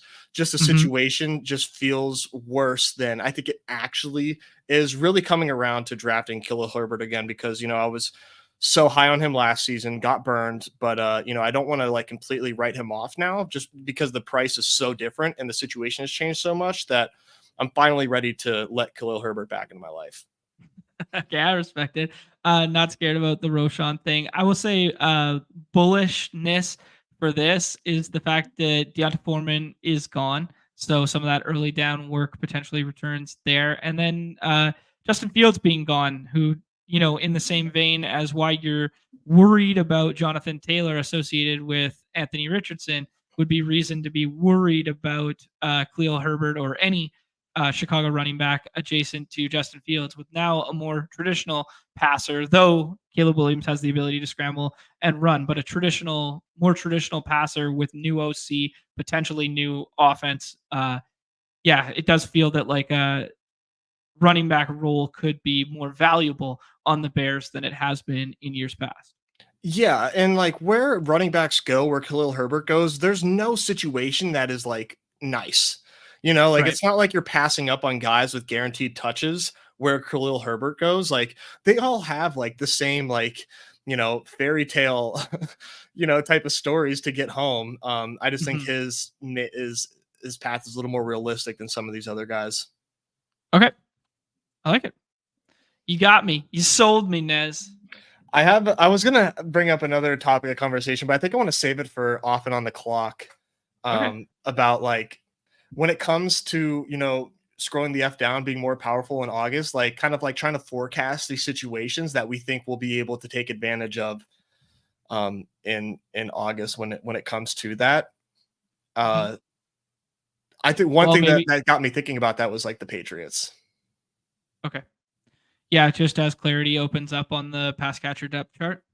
Exactly. And I think there's a chance that there's some big time emergers and some huge shifts. Like think Tyquan Thornton when he was going early, then like dipped to like undrafted and then like kind of came back up last season. There's a lot of moving parts to this receiving room that I think we could find ourselves moving guys up like 3 rounds as like we have perceived clarity. Yeah, I think that same could be applied to the Giants one where all the pieces are going late here, but maybe they fall in love with Daniel Jones timeline plus Wandell plus whatever. I think that one could be true there. I think maybe if we get some clarity on Chargers pass catcher number 3, like DJ Chark or Rice or something like that, I think that's another one you could forecast. But yeah, I think it's a really good conversation topic. The other one I would say is Baltimore. Like if 100%. We get some more clarity on like obviously Bateman's already everything rising, Baltimore related, really. Yeah. Mims is still on the board here. We need probably a 3rd and or 4th tight end. I don't know if you like Gesicki or Kraft as another run back for us. I like Gesicki. You like Gesicki? Yeah, Gesicki on the Bengals. I think he has a little chance of a mini revival. Okay. With Joe Burrow. Yeah. All right, we got 3 spots to play with here. We currently have a 3-5-6-3. As we alluded to, you could probably stop at 7 wide receivers in this format, just because you only start 2, and especially when we spent the premium capital on it. That being said, where would you want to be allotting capital here? Because we got 3-5-6-3 with 3 picks left, Nez. Yeah, I think one more running back. Okay. One more running back, one more wide receiver, and one more tight end? Question mark? Or we're comfortable with these 3? You could do 4 tight end with 20 rounds. You could. Like, let's see. Like, we'll have to see who comes back in the. I think I would wait for the 20th to make that decision. What adds more to this team? Okay. A 20th round tight end or a 4th quarterback that is like putting the condom on it, like Sam Darnold? I think a 4th tight end is more beneficial. Interesting. I would vote Sam Darnold. What would you like to do here? We got Wandell as a little bit of a run back there. Tyler Boyd doesn't do much for us. Slayton, if you like Slayton. If we want to get our last running back, you got your pick between Roshan, Foreman, Elijah. I'd say CEH feels good. I think Deontay Foreman here. You like Foreman more than CEH? Yeah, Foreman is a boring pick, but I think that he's but it's safer. And yeah, I think we could use some of those points. I feel like his role early season is locked in. It would shock me if Chubb is starting the season ready to roll, but Foreman, I think, that was a very intentional signing, in my opinion. That to me indicated that, that to me is a pretty bearish signal on Chubb. But yeah, he doesn't typically follow the 18th in best ball, like he's usually more of like a 17 or 16. Yeah, but then you lump in the quarterbacks that are just randomly getting drafted and this sort of thing, and it's kind of like the same ADP value, right? Probably. I just don't know that I'm taking like Tank Bigsby over him. I don't know. Yeah, that's fair. Yeah, if you're not in on that Tank decision. Sorry, I keep cutting in and out with the headphone. Give me 1 second here. Okay. Bindle's dropping by with the GM. Look at this hard AF new picture from Bindle's. Holy. Bro, when I did Bindle's stream, I was not. He's lucky I had some sunglasses nearby. I wore sunglasses for our entire draft. That's the shtick now, eh? It's Pete incredible. throw some on too. Yeah, it's good I stuff. think I might have fucked my vision up wearing sunglasses, looking at blue light at night inside, but it was so worth it for the bit. Great stuff. Trying to look at some other teams here. I don't know who Nick is referring to. They're talking about Claypool in the chat. Chase Claypool going here. Buffalo's wide receiver 1 in the round 17 there. Chase Claypool might retire to do fashion full time. But don't tell Damn, our Sam boy Darnold that, goes please. there. Damn, sorry, man. There goes the push the plane on this thing. What do you think? Yeah. Is it done? Is it Jover since we couldn't get Sam Darnold? I don't know. Both these quarterbacks fit our build nicely. Like with the 20th extra roster spot and the lack of needing another wide receiver, and when you spend high capital on the flex positions, like a 4th quarterback condom doesn't feel terrible. But yeah.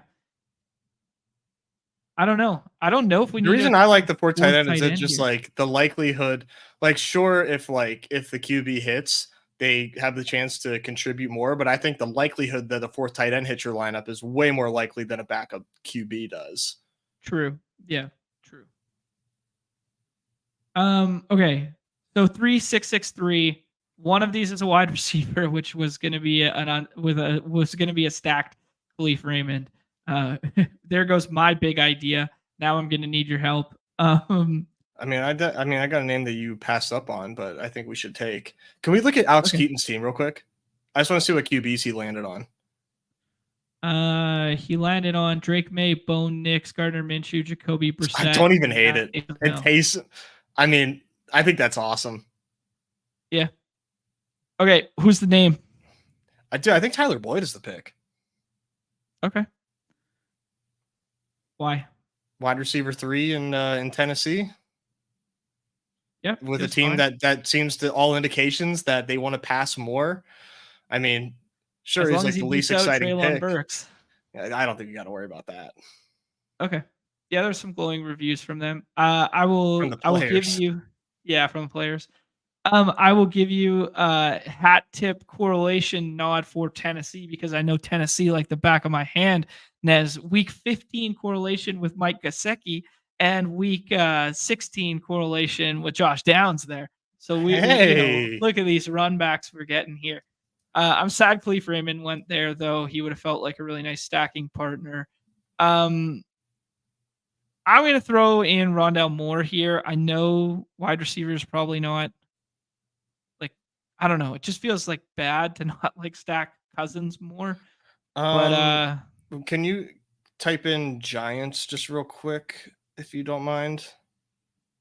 Rondell already went, so fuck that. Okay. Giants. Why Giants? Well, I was gonna say Theo Johnson, but there's too many smart people in this room. Theo Johnson went there, anticipating the Darren Waller retirement. All right. If you want to go the tight end route, we got Jatavian Sanders there, rookie tight end. We have no clean stacking partners, really. Yeah, we don't need to force it. Yeah, I mean, I kind of like Colby Parkinson based on some of the nice things. The fact that we have a Rams bet already and some of the nice things that Hayden said about him earlier. But outside of that, I think Hayden's on the Colby Parkinson bankroll, man. With all that money Parkinson got paid, he certainly has enough money to like hire a publicist to have somebody write some nice things about him. Why not the people that pay more attention to football than anybody else? Right. Yeah. Break him off a little quick chunk. It's like, what? There's no other way to explain it. Fuck it. Does that feel better? I'd rather do Jalen Hyatt, but I mean, I know the correlation and everything. I just think Jalen Hyatt actually. I know he hasn't scored a touchdown last year, but I still like the perceived big playability for Hyatt with a full season of Danny Dimes, which we don't have either. But okay, it does correlate with Josh Downs. You know, we're just getting all angles of that one indie piece. right? Like Josh Downs just accidentally became the focal point of our team. It's like Josh fully Downs is the correlating. fucking keystone to this team, dude. Yeah, we're just correlating around Josh Downs, who is like with no Anthony Richardson stack or anything. So Oh, that's good, so funny. man. Oh fuck.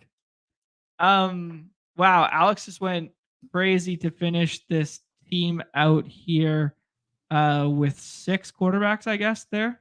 So if you're gonna go for the full Dude, punt that's build, sick. man, I don't hate it. I like what we did better, For but sure. if you're gonna go, I actually like what Jordan did better as well. Because if you go full punt and then you end up with like these 6, it feels like kind of gross. Because like if you 2v2, let's 3v3 it, right? Okay. We got to pick like Flowers, because it's basically trading Flowers and Amari. Jordan would be Cup and Mixon, and we would be Cousins and Goff. And then you would pit that against Addison and JMO, Ridley and Ingram. Yeah, it's really hard to visualize without like just putting it in a spreadsheet and like doing I know, it like where the 2 I quarterbacks are. was lost. Yeah. Yeah, and I was getting lost in my own thought trying to do it. But like I think you would prefer to have like Cup and Stafford stacked, a one-off Rodgers who may as well he might stack with Garrett Wilson earlier in the draft. He does, of course he does. Very sharp. So you can have like Garrett Wilson skinny stacked, Matthew Stafford skinny stacked, and then like Joe Mixon versus having like the extra flex help of Zay Flowers, Amari Cooper, and Calvin Ridley. And then the sacrifice at the quarterback position is you have 4 backups plus Taysom and Drew Lock or something.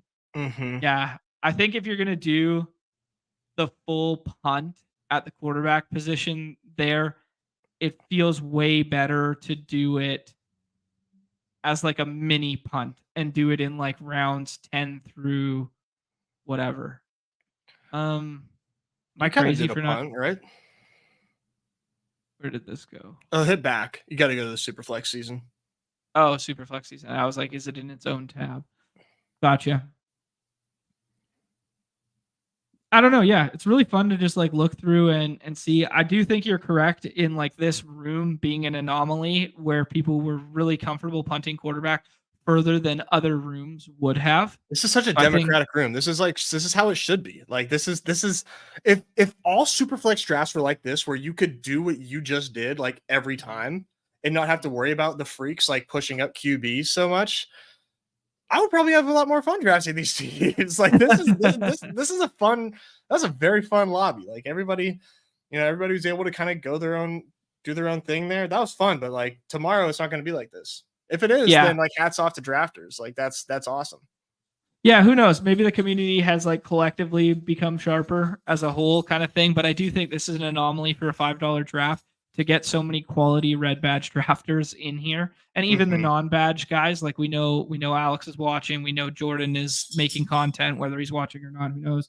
Like we know that even the non-badge drafters are like in the space or at least playing some decent form of volume here. So yeah, I don't know. It'd be interesting to see what like a random room looks like comparative to this, right? Yeah. I mean, this is cool. Yeah, like here's the flip side of it, right? Like Devin's suggesting in the chat, he had to reach 120 picks in one of his rooms on Gardner Minshew to prevent having one starting QB. Like those are the ones where like you could just be drawing stone dead if you get completely froze out in rooms where like the Josh Allen drafter also takes like 3 quarterbacks to start, right? Yeah, that's those are the type of rooms that are super frustrating, like you just outlined. It's very interesting from Paid here. He ends up going with a 4 quarterback build despite starting with Patrick Mahomes at the front end here. But then he does it by way of like Baker and then double punt with the last 2, Sam Howell and Michael Penix. Yeah, that's very interesting. So like anchor elite quarterback in quotations, mhm. you know? Yeah, I mean, we saw a lot of backup QBs get work last season, mostly because of injury. But I mean, I don't think that taking these backup QBs that for week one or for the majority of the season don't have paths like in a super flex contest, man, like we're gonna see some of these guys play. It's not gonna be fun, but they are gonna play. So I think it definitely makes sense, and you can sort of reverse engineer that with with these knowing who is there in rounds 15 plus, like telling yourself, okay, like, yeah, my QB2 is going to be gross, but I know I have outs with these backups because I'm going to just crush the flex spot Right. on my way there. Yeah, I think it's a good shout. I think the best comp for our team, Nez, is comparing the last 3 draft slots because I do think your strategy, more so than any other football contest on the site right now, is tethered to your draft slot. So just Yes. looking at like comparing, these guys did from this side of the board, we pushed it one extra round on both of them, and I think our team turned out significantly better because the Kyron plus Devonte Adams 2v2 versus like Terry and James Cook doesn't negate the gap in quarterback difference between Justin Herbert and Trevor Lawrence and Kirk Cousins and Jared Goff. Yeah, no, yeah, it's so those back end draft slots, man, are the most like you have to play chicken with the room. You just have Yeah. to, and I think the most, if you want to get the most equity, like let's say like you had nothing but back end picks, I think to squeeze out the most equity out of those picks is to do what you did and Yeah. dare the room I, to starve you at QB. and I think if you want to take it one spot further, we should have passed on McCarthy here and maybe taken Ingram or maybe just taken like another flex contributor here and then dared the room to take naked JJ on us. And You if were we right. didn't get it, we could just fall back on something else. Yep, knowing how the room ended up playing out, you're definitely right. Yeah. So I had to make you throw a condom on just one time. never again.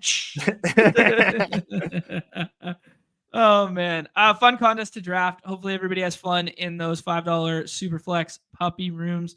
We'll try and get a sprint going down on the show soon. We still got 285 of us hanging out. Hit that like, hit that subscribe, that notification bell. We bring you Underdog content daily, as the head banner suggests over there. Usually 2 of them are behind the paywall, so do consider becoming a member, like our good friend Jordan here, and like our good friend Pat from the Fantasy Dog Pound, who gifted out 5 of them today. Much appreciated to you guys joining there. Best of luck in the MLB streets today. Yeah, not playing on Underdog Fantasy. Use that promo code MLB, 100% match deposit, or not anymore. 50% match deposit up to 500 USD, which gives you 10 free BBM entries on the house, $250 worth of value from the good people at Underdog there. Nez, I got an idea and I haven't told you yet, but should we reset the hashtag list this week? Oh baby, I got to do some homework. I think between you and I, behind closed doors, we should do some homework. I think the list needs an update. For those who are not familiar, there's We a got to pin. really set up some guardrails for that. Go ahead.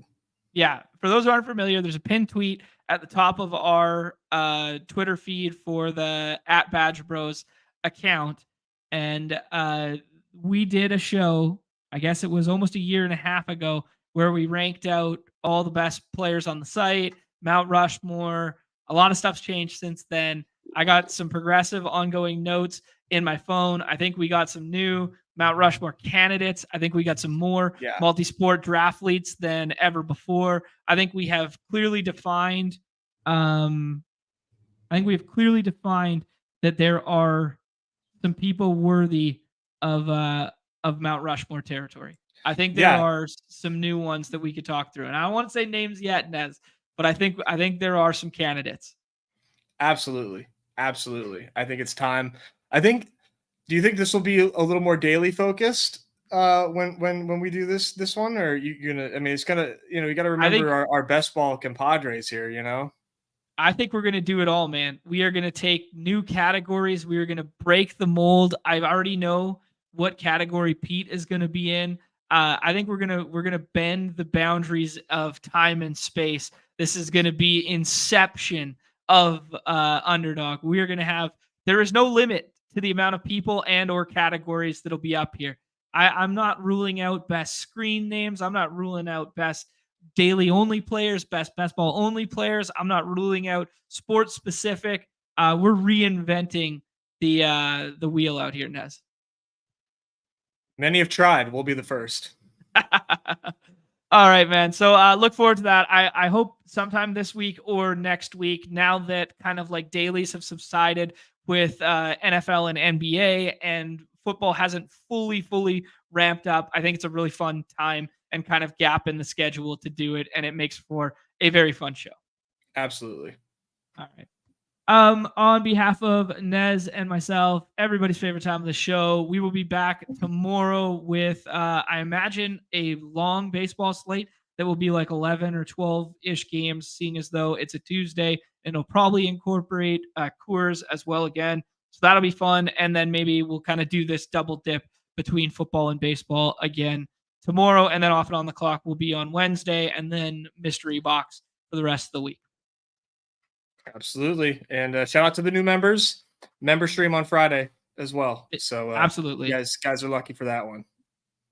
Love it. All right. Yeah. And that reminds me, actually, if people haven't watched the members only stream from last Friday, very, very cool. We dove into the marathon and the sprint, what was distinctly different about those two formats. And then we picked Easy's brain from easydfs.xyz.